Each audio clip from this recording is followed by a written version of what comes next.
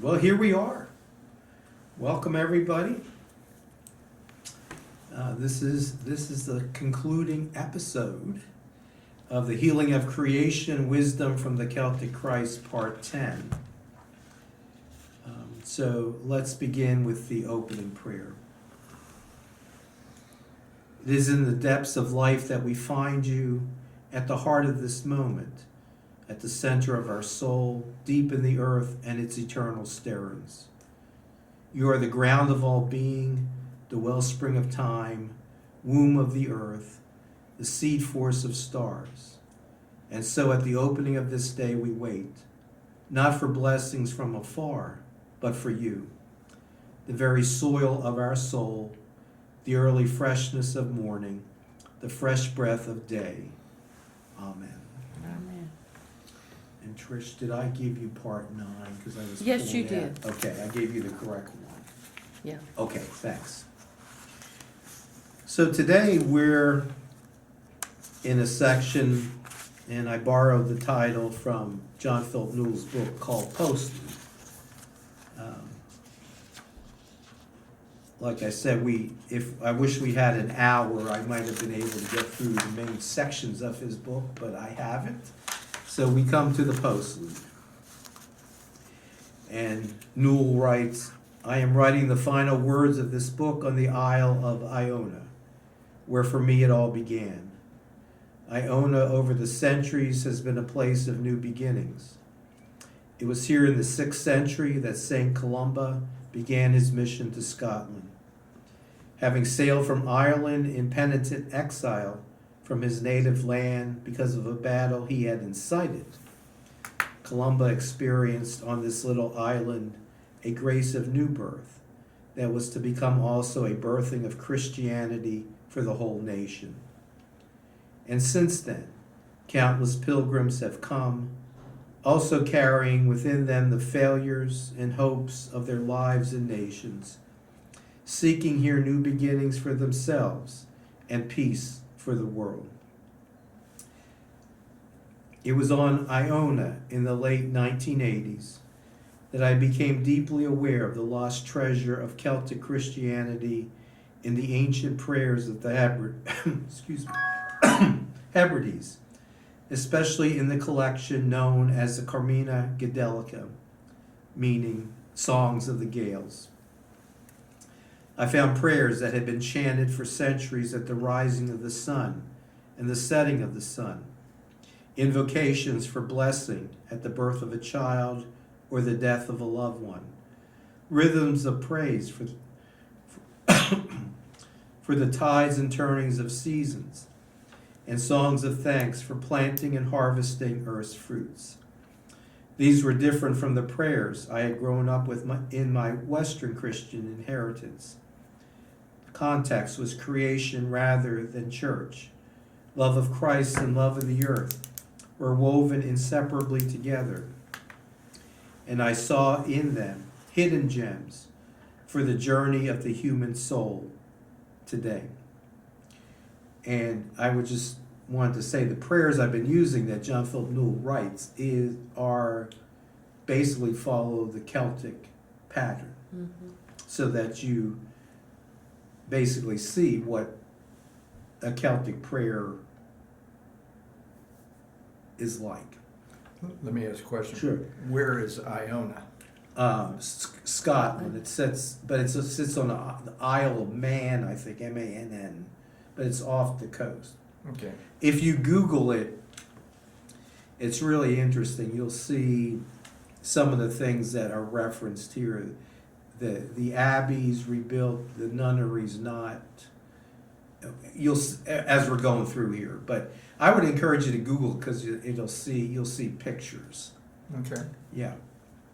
But that's where Columba came from Ireland to Scotland, and that's where. It's not a name I'm familiar with. What's that? Columba. Columba. He's a key person. I have to look him up. Yeah. Saint Columba. Yes. Anyhow, Newell writes, here on Iona, I find myself wanting more often to pray in the ruins of the nunnery than in the rebuilt Abbey Church.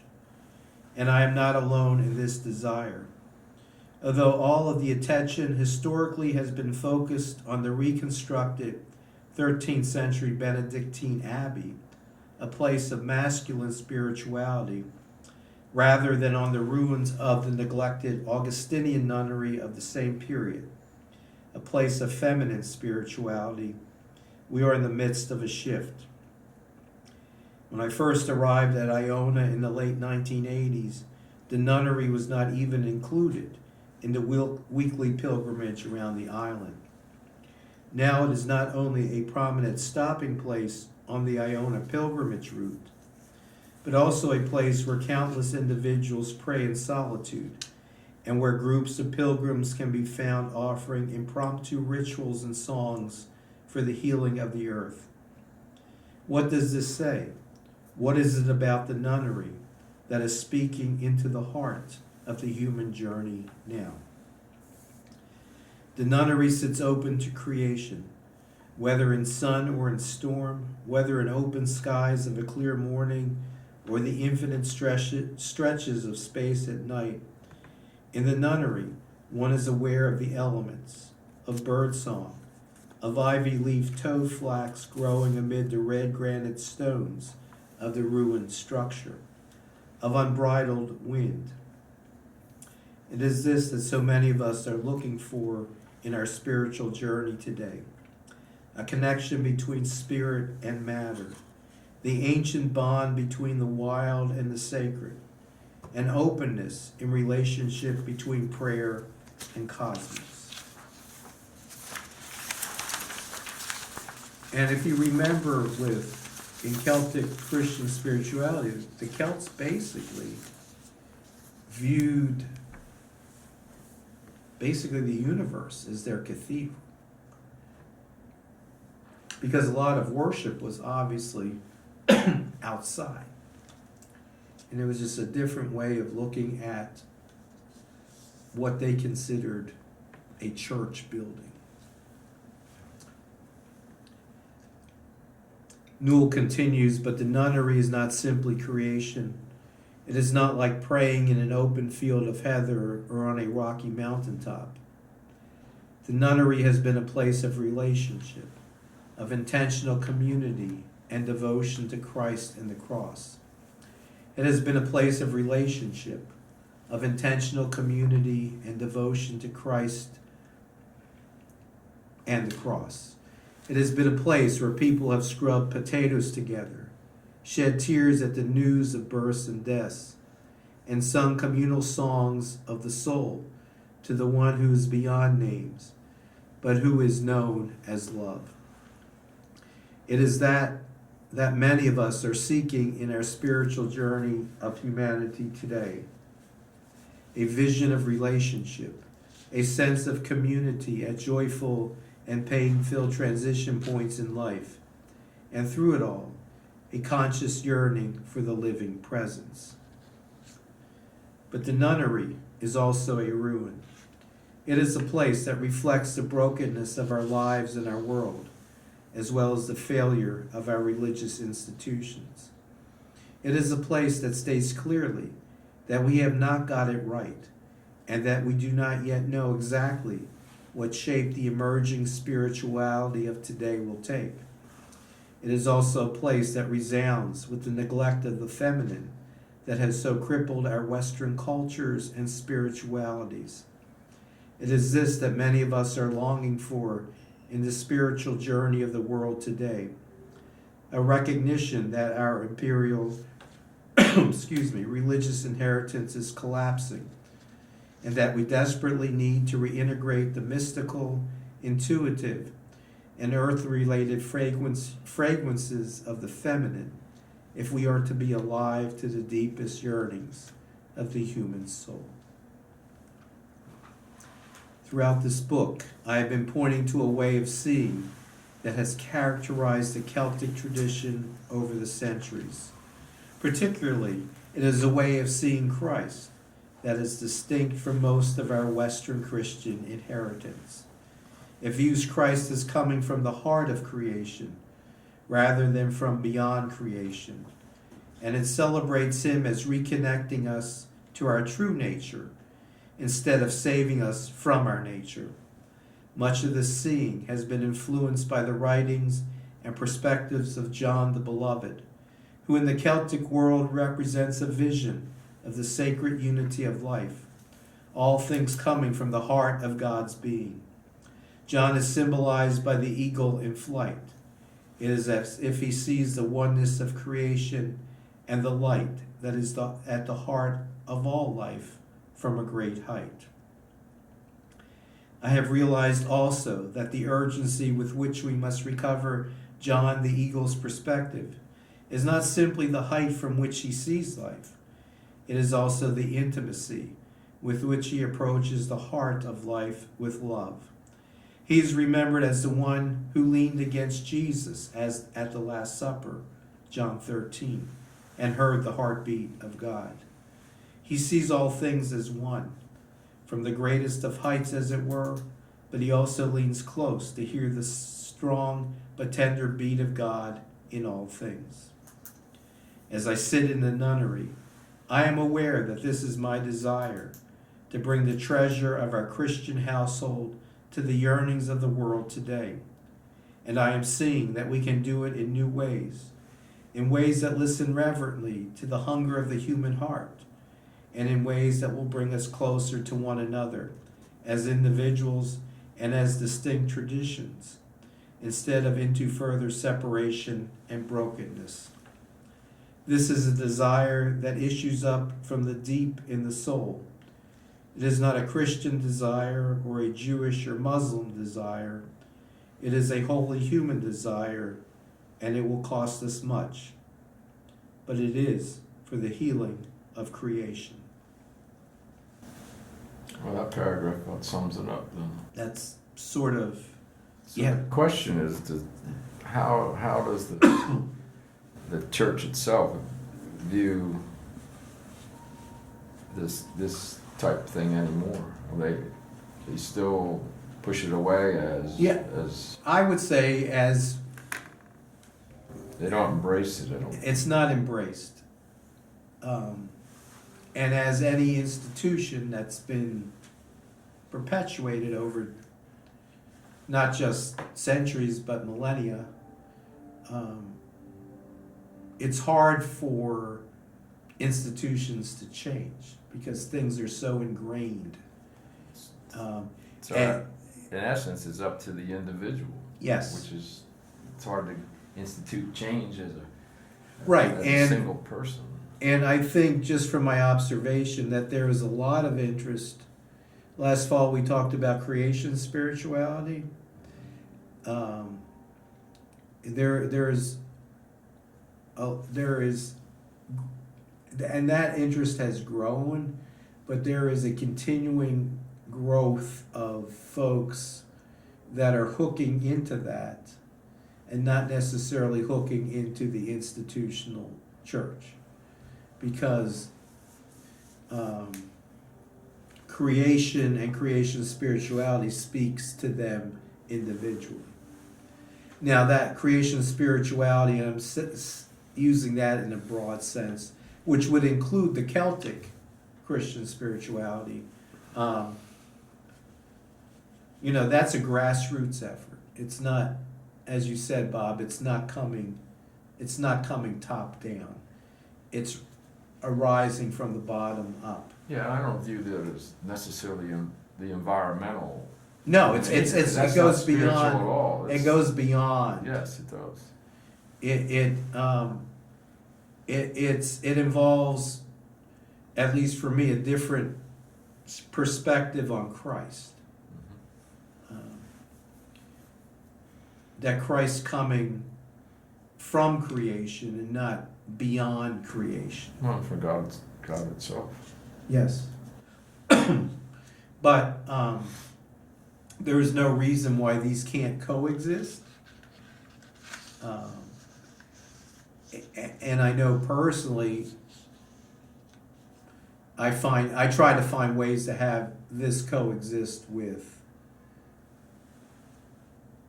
I'm going to coexist with church, with the institutional church, for me. I'm not bashing, I don't mean to come across as bashing the institutional church. I'm just saying that over the centuries and the millennia, the institutional church has their own hold on what they consider Christianity to be. And there's an inbreaking of these type of things, the Celtic Christian spirituality, but it comes from individuals. It doesn't come from, it's not going to come from the top down. I Googled Celtic Church in the United States. There are like 5 of them. Yeah. I think Philadelphia's got, or somewhere in Pennsylvania's got. Right. But if you Googled creation spirituality, that would Broaden everything. broaden that, yes. Okay. Yeah. But then again, creation spirituality encompasses, it's a big tent, let's just say. Yeah. But again, it's Celtic Christian spirituality is part of the Anglican tradition, even though it has been, pushed to the margins. Yeah, it's definitely not something that's, out there. Because when I first started looking for a church home back in the summer, I was looking for a place that kind of had that in it, because that's kind of where I'm coming from in my spiritual journey. Yes. And it's hard to find because it's not, it's not posted on the billboard or anything like that. Right. For sure. Right. But thank you for sharing that perspective, because I think you represent what a lot of people are looking for. They're looking for more than just what the traditional church. I don't like to use the word offers, but I can't think of a better word at this time. And that's not to say, and like I said, I think all this, I think you can incorporate the Celtic Christian spirituality and and the broader creation spirituality into your own spiritual journey and still be hooked into the institutional church. And I think for me, it comes down to like the type of relationship you have with spirituality and with God, because it's like, the institutional church kind of, I don't want to say they push it, but it's like the father, the angry father figure in the sky, Yes. kind of thing. And whereas for me, like the Celtic spirituality has really brought that God figure, so to speak, on a more personal level. And, you're looking at creation, you're looking at the world, and so you kind of develop more of a personal relationship because you're in relationship with everything. Yes. And God is in everything. Yes. And so it really makes it a lot more personal and a lot more relatable. And I think that's been the draw for me anyway. And of course, I'm the only one. I can only speak for myself. Right. But that's really been the draw for me. And that's why it was so important for me to find the church that really kind of talked about that. Yes. Well, thank you.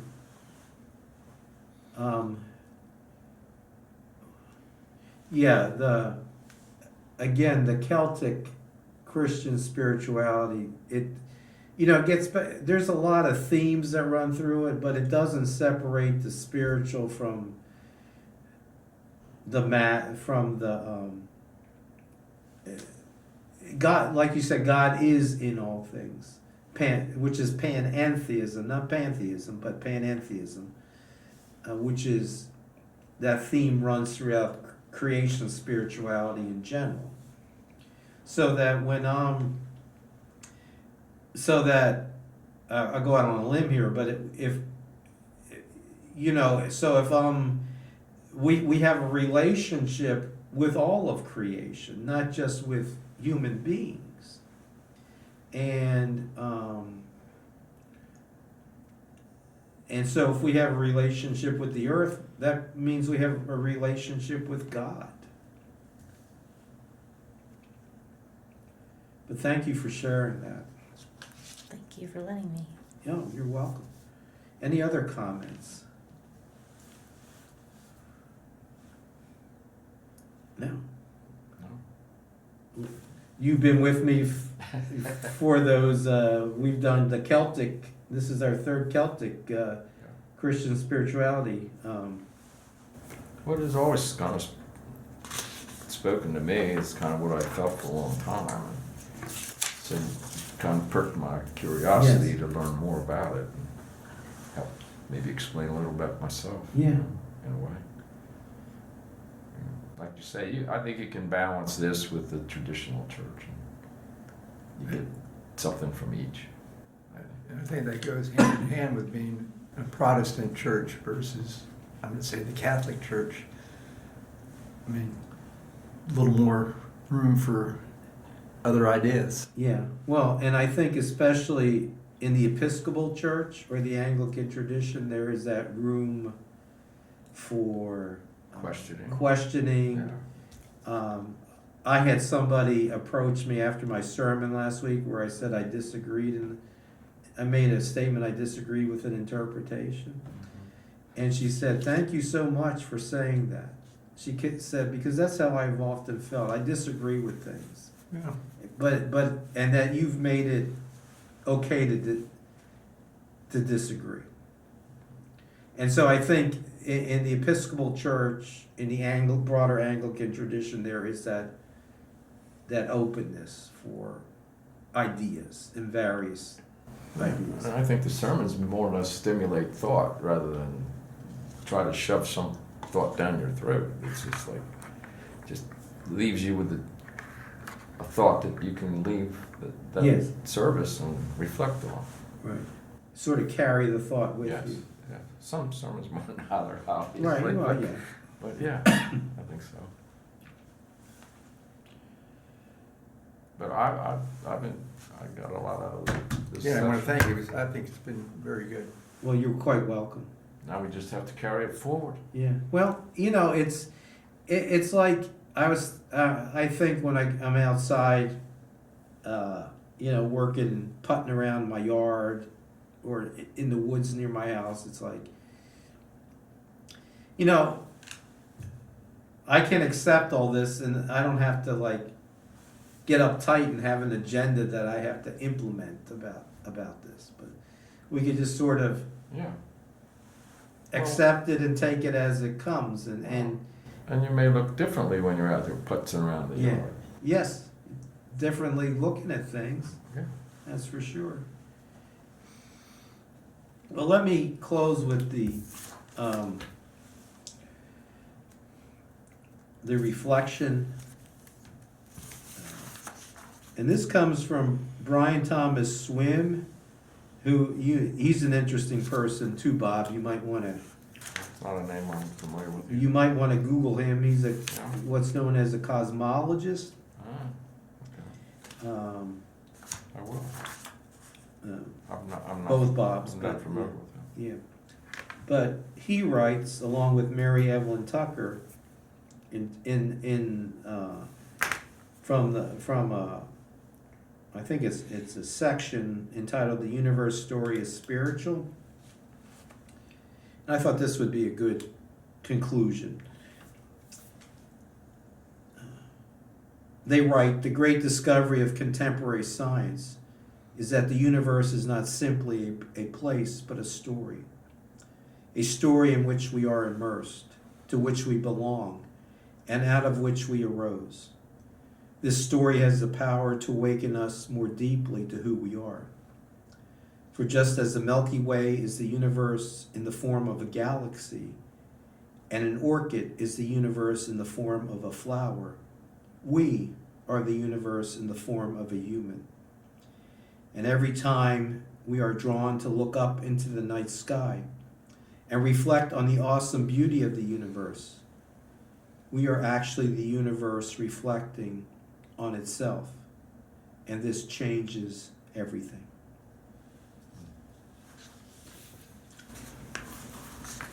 Yes, I'll have to reflect on that. Yeah, that's one that That's deep. you That's pretty can deep. reflect on that on your flight. Yeah, How's I that? will. It'll probably put you to sleep. I hope it will. Yeah. So let's use the closing prayer, the prayer blessing. May the deep blessings of earth be with us. May the fathomless soundings of sea surge in our soul. May boundless stretches of the universe echo in our depths to open us to wonder, to strengthen us for love, to humble us with gratitude, that we may find ourselves in one another, that we may lose ourselves in gladness, that we give ourselves to peace. May the light of God illumine the heart of my soul. May the flame of Christ kindle me to love. May the fire of the Spirit free me to live this day, tonight, and forever. Amen. Amen. Again, thank you all. Well, thank you.